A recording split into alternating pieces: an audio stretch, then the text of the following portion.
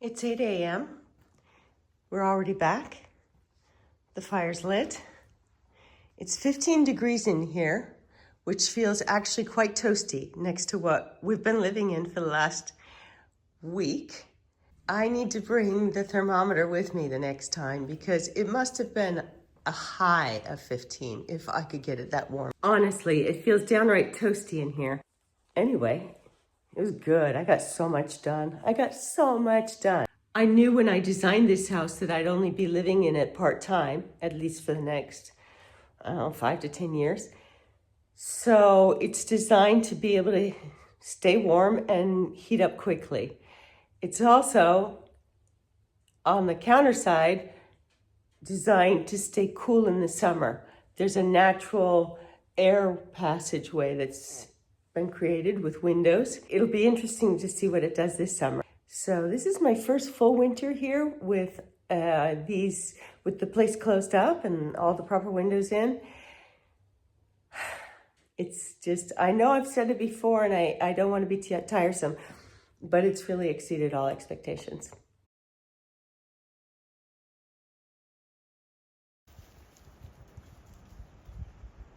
Come on, Ruby. Ruby, Pame, let's go for a walk. Go. Jeez. Oh my gosh. You really skidded out around that corner. You okay? This dog is really one of the best things that ever happened to me. Just having to get out in the morning and give her a decent walk because I know I'm going to be in front of the computer all day today. It's just so good for me. And I definitely wouldn't have done this so regularly if it weren't for her. Here we go with the neighborhood dogs. These are new ones. Come up above to the top of my little village. Village on the other side of the street is this forest, which burned down 10 years ago, but it's starting to grow back. She's teasing the huge dogs, I think, as she does.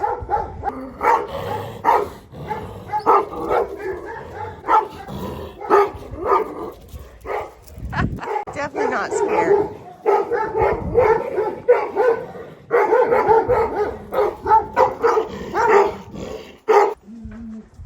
Hello. You don't. That's not a nice dog. No. Ruby, careful. Hey, Ruby.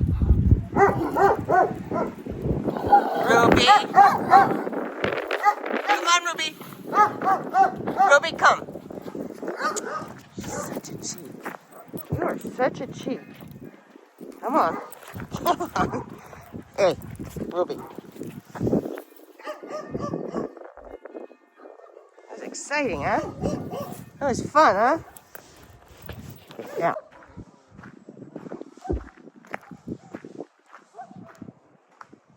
You can see the old school. I don't think it still works. Unfortunately, these villages lost a lot of life. And now it's mostly summer home people. North wind is coming right off this hill.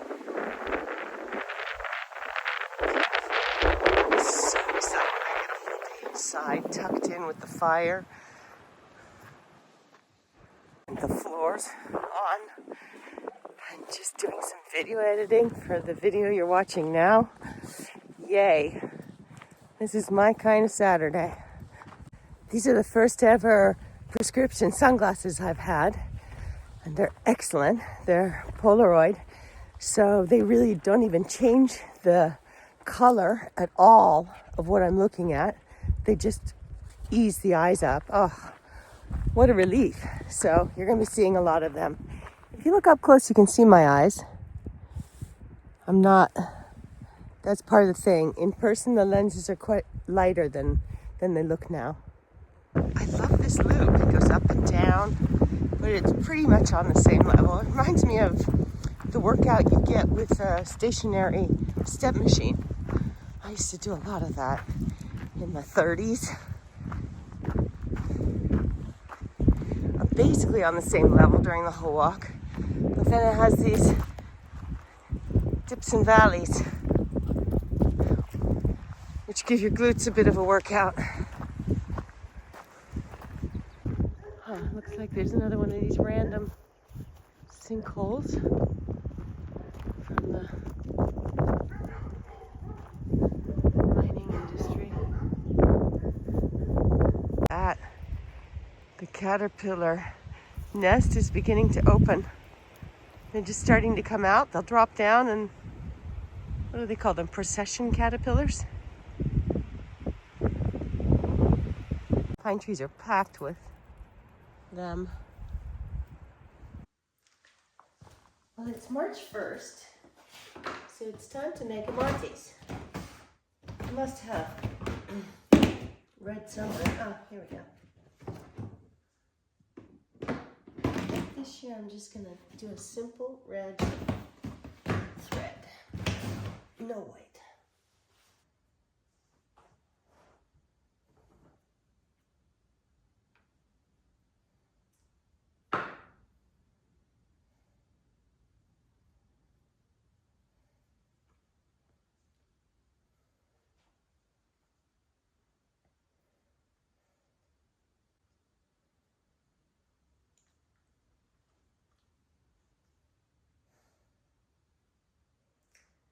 This is a very old Creek tradition. That stays on for the entire month of March. And then you hang it in a tree so a bird can use it for a nest.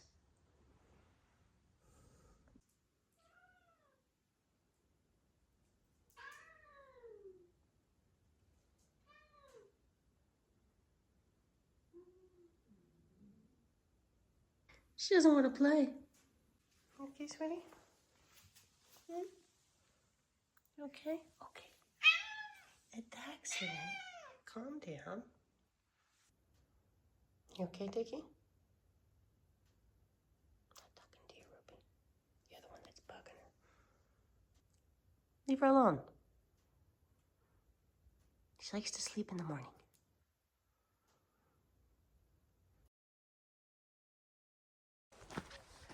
All my walks and training with Ruby are really beginning to pay off. Today, we left the house without putting the leash on, just straight out the front door, and no problems whatsoever. She sticks with me. She keeps an eye on me. This is great. Of course, when we get to the end of this loop and we're back on the main road, I will put the leash on. You know, the ideal thing is to have a dog that doesn't bolt every time you take it off the leash. And I think we've gotten there with Ruby.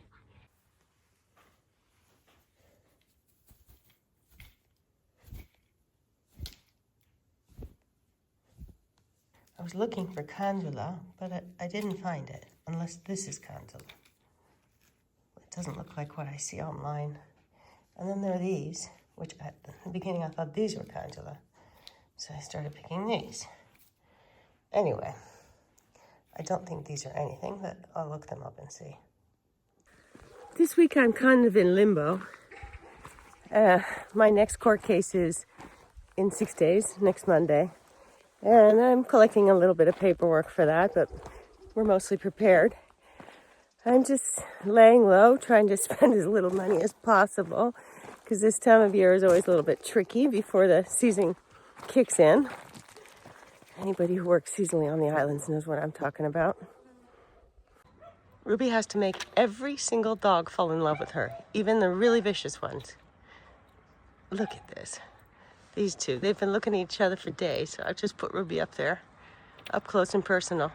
Big love, huh? Big love. Oh, so sweet. Okay, Ruby, let's go have a bath. Come on. Let's go have a bath.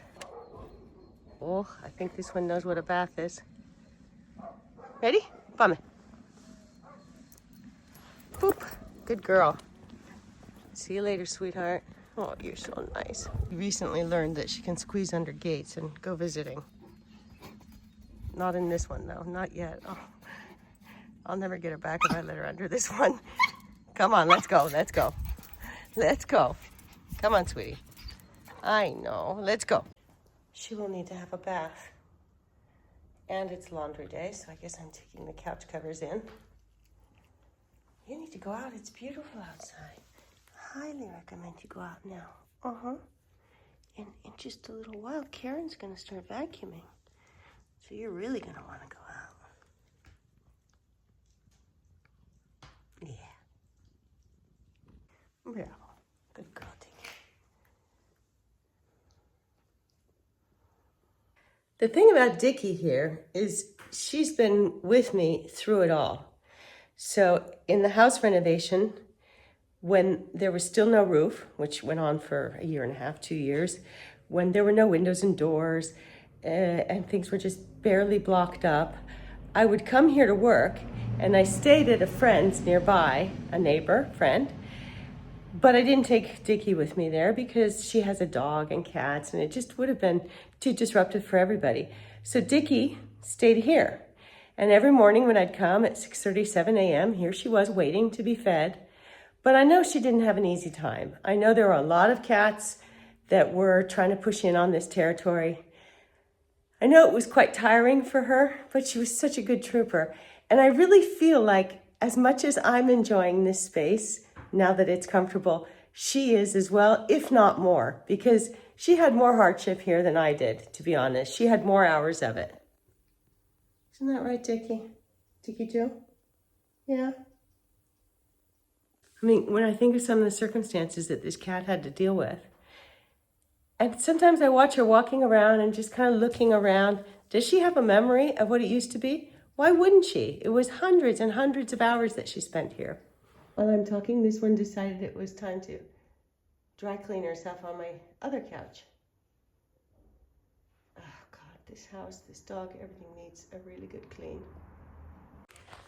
We've come to the sea for a walk. It's very beautiful, not windy at all. And I only have about 20 minutes to walk before I have to bring Ruby back up and go to yoga. Tough day, tough afternoon. I'm blessed, I know that.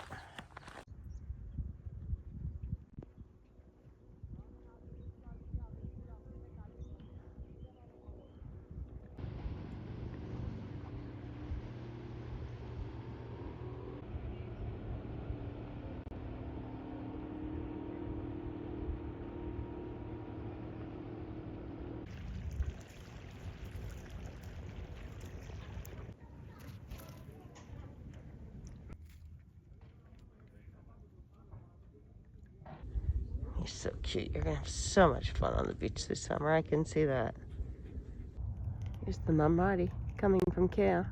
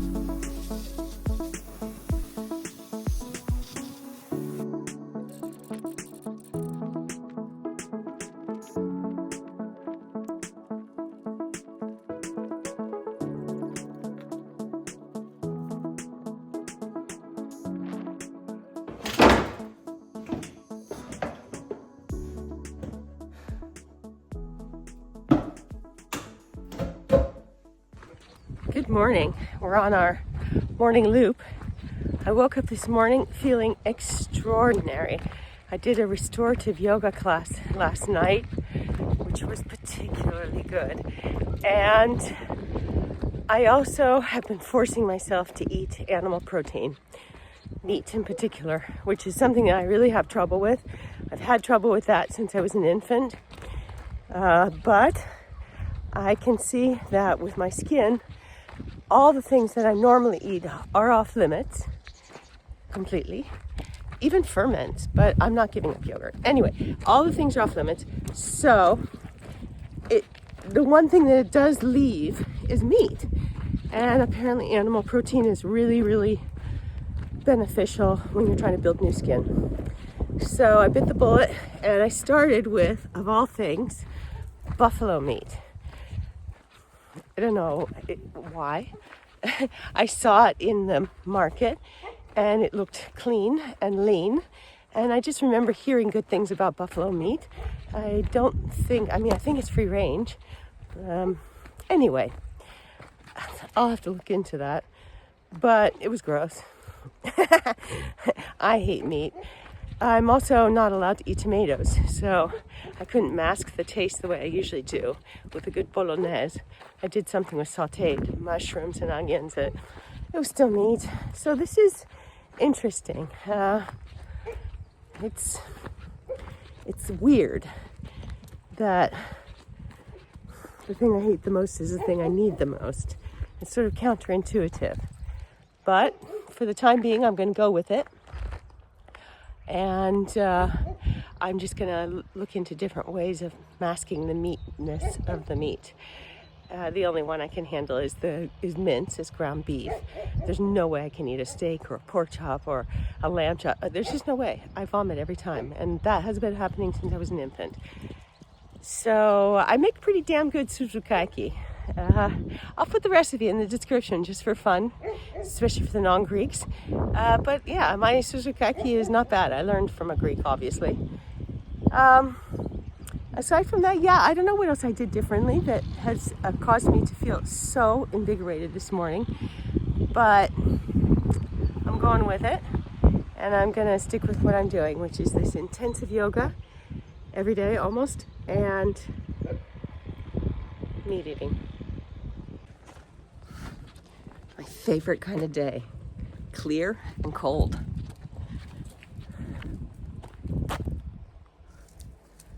I just got her back on a lead. She absolutely hates the harness, prefers to be yanked around by the neck, but I'm not doing it. Look what I just found buried in the weeds next to the garbage pail. And it has the most extraordinary scent.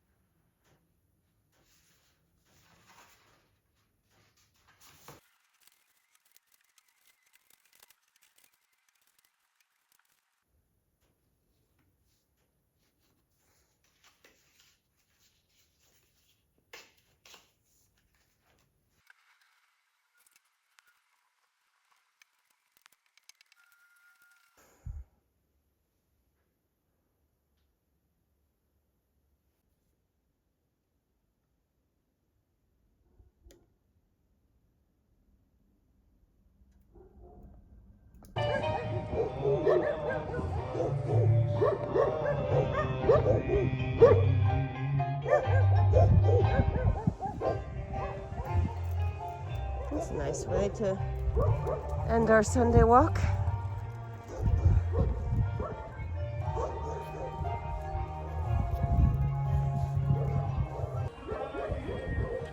I love a good kroner. This house is always at its brightest for the last couple hours before sunset. The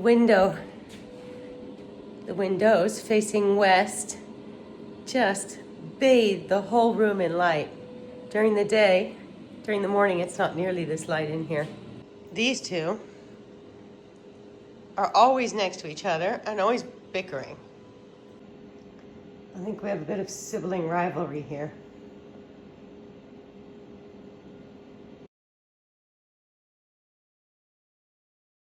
I'm very happy to report that the second court case was heard today and I was found innocent of all charges. We have one more towards the end of May. But I don't even have to show up for that one. I can just do a power of attorney for my lawyer. So it's almost over. The two really tough ones with witnesses, we're both won. God, what a pain in the neck. This has cost so much time and money. It's such a waste of time and money. Anyway, whatever, it's over. So even though I knew I had my paperwork in order and that it was a very straightforward case and that I'd probably win it, you never know. These court cases that have witnesses, those are tricky, you know, because you've got a witness and they're saying a whole different version of events than what you're saying. And, you know, you never know if a judge might just, I don't know, maybe he doesn't like Americans. Maybe he doesn't like Californians. He or she. You never know. So it's a real relief to have that over with. I have one more at the end of May. Basically, I have 3 court cases for exactly the same thing, which is also not cool. It's totally unorganized, very expensive. But anyway, the last case is definitely a slam dunk. Having won these first 2 cases, the last case is actually the lightest of all of them, and it doesn't involve going up against witnesses, so I can probably just call it in and have my lawyer go for me with the power of attorney. So that's a relief. I can start the season knowing that this is all behind me. And that's a big thing because it has been hanging over my head for years now.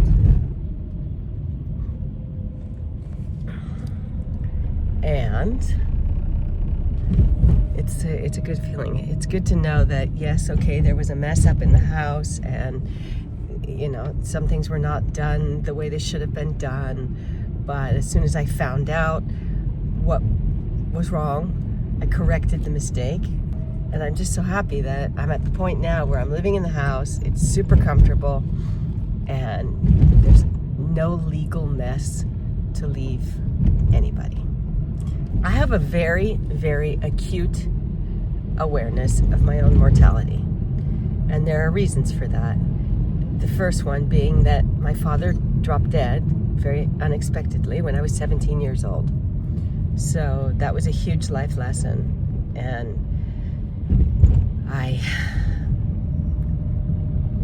at a very young age, I understood that we all have an expiration date.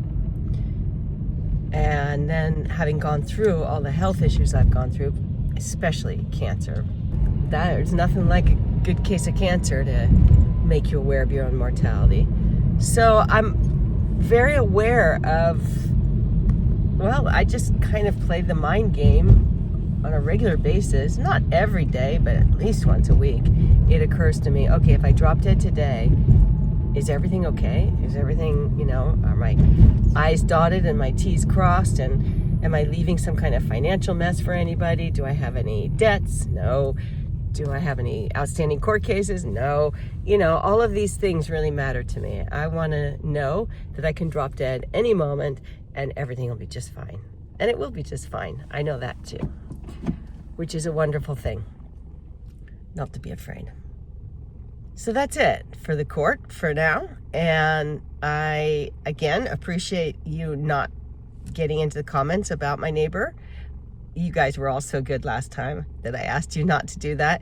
And I'll just say one more time, please don't go after my neighbor in the comments because, you know, I just want to put this past me and live a peaceful, kind, loving life.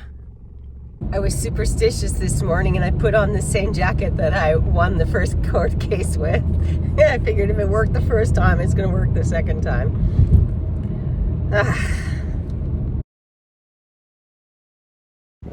Check this out. I don't know if you can see it on camera so well. Somewhere in the shaft, the wind is blowing so hard that it's blowing all this dust out of this shaft.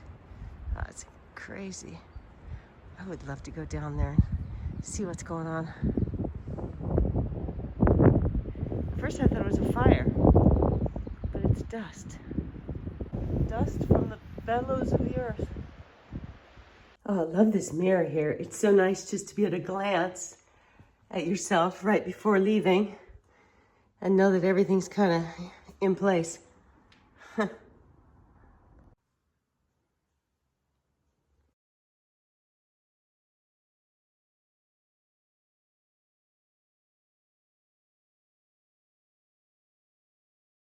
I'm doing the loop a different way around than I usually do this morning.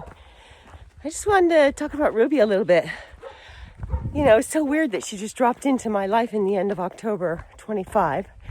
And she was 10 months old already. So the question is, where did she come from? And she wasn't chipped, which is very strange for a dog that age, meaning she never went to a vet. And, you know, she has she's a half Maltese, half poodle, or maybe Coconi. I'm not sure which.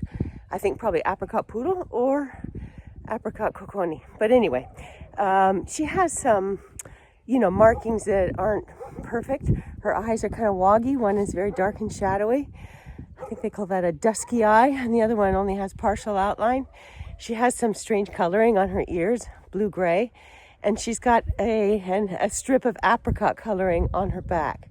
So she's not perfect if she was meant to be sold. And that's what I'm probably thinking after all these different scenarios going through my head, is that she was probably the unsold puppy from a puppy farm, because that just dropped her off rather than taking the expense of, you know, getting her shots and her ID, her chip, and placing her somewhere. They just dumped her. That makes sense, because the kind of people that run illegal puppy mills are probably the kind of people that would do that. The reason I think that is because she's a really great dog. And I think she has been with her mother until a lot later than most puppies are, especially puppy mill dogs. But when I ask her, where's your mama? She's been told, you know, go to your mom. Go to your mama. Bigyan si mamasyo. It would make sense because she's not traumatized. She wasn't out on the street for very long.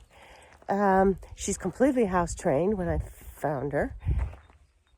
Yeah, I think it makes sense that she was supposed to be sold. They sell them for like $1,500, $2,000. And so they dumped her. Talking about you.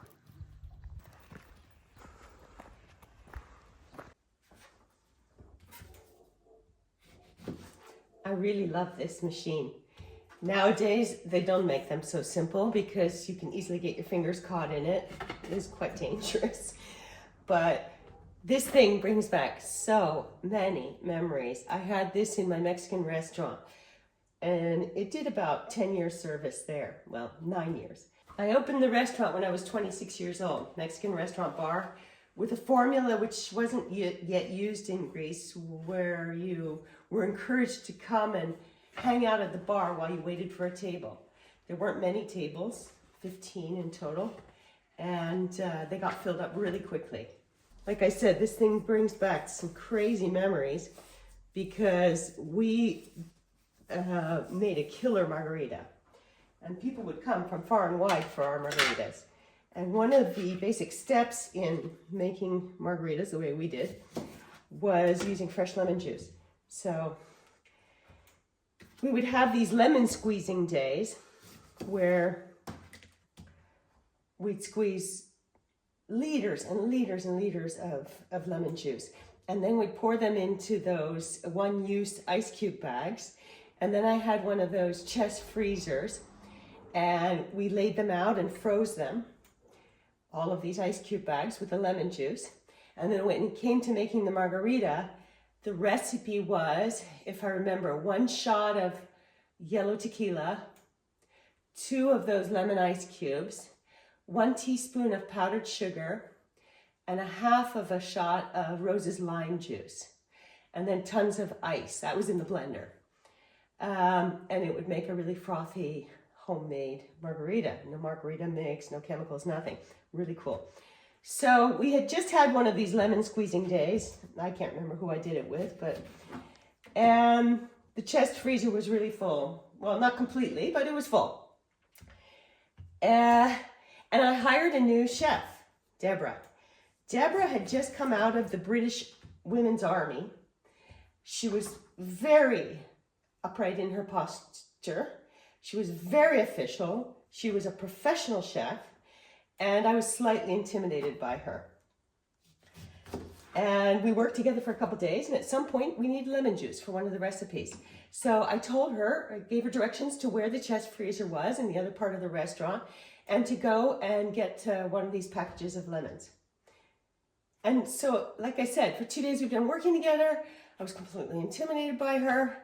I thought, oh my God, how am I going to deal with this woman? I mean, I don't think this is going to work. I need to be a little bit looser and a little bit more friendly. She comes back and she says, what are you, running a bloody sperm bank? I remember I was drinking coffee when she said that, and I did one of those spit takes without meaning to. And from that moment on, I thought, oh my God, this woman, I can totally work with her. And we did work together for, I think it was 5 years. Funny, funny, funny. And all that started here. That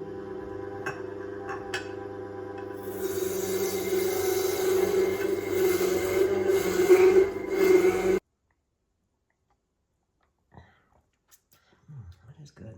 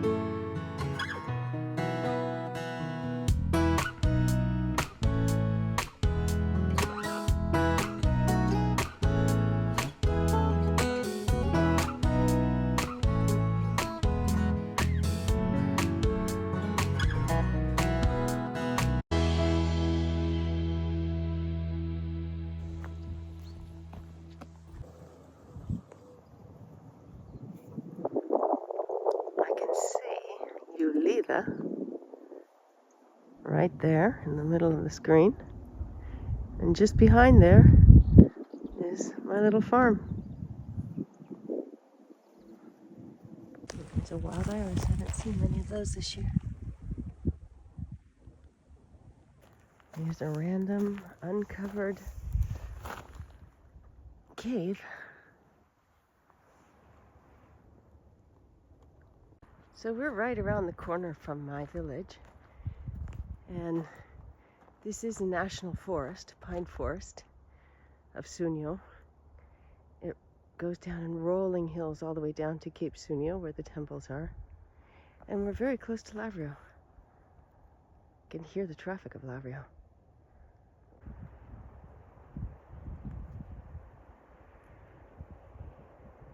Trees in this part of the forest are very young because this part burned down some years ago. Bits and pieces of it have burned over the years, but pine forests seem to jump back pretty fast. I've seen the hill above where I live come back after 10 years, almost as much as this one is here. But it looks like the forestry department is doing a really good job of pruning the trunks and clearing the brush underneath so that if a fire does come through, it just does the least amount of damage. Of course, oak trees and olive trees don't burn down the way pine does. Pine goes up like a match. But oak trees and olive trees can sustain massive amounts of fire damage and still survive. So it's yet another reason to integrate them into here. Not olive trees. We have plenty of olives in Greece. Oak trees, oak trees. This is a really nice track. It's level. I just drove around looking for a new place to walk and found this. This looks really like it could keep me busy for many different walks.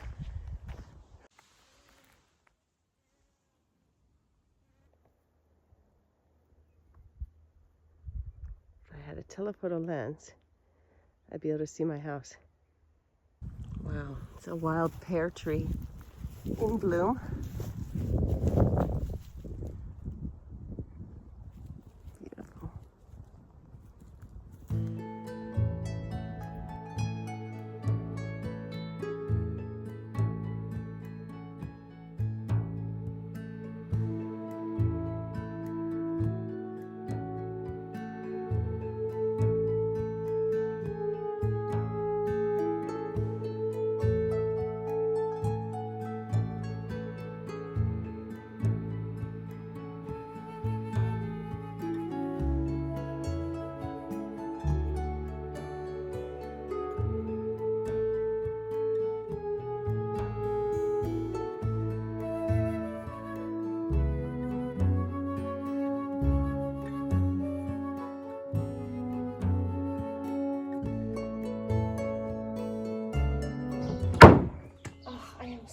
glad I decided to do that. I can now actually move them.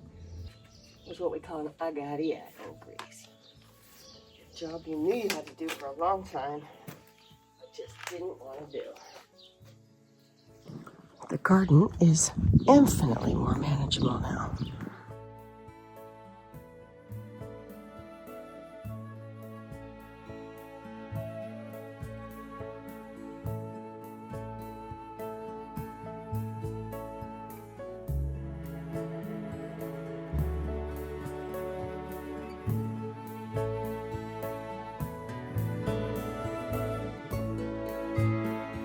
Okay, now that I'm on a roll and I see how loosely they're coming out, I'm gonna go do the front bit, the front flower bed.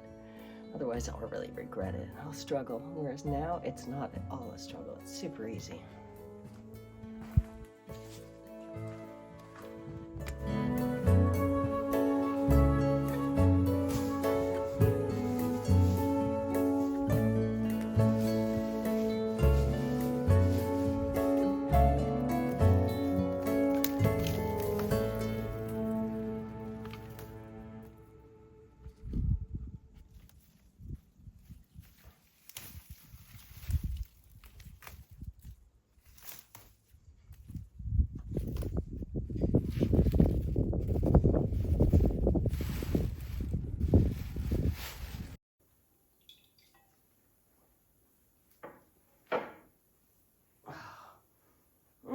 Lavender and oregano from my own flower beds. Beautiful.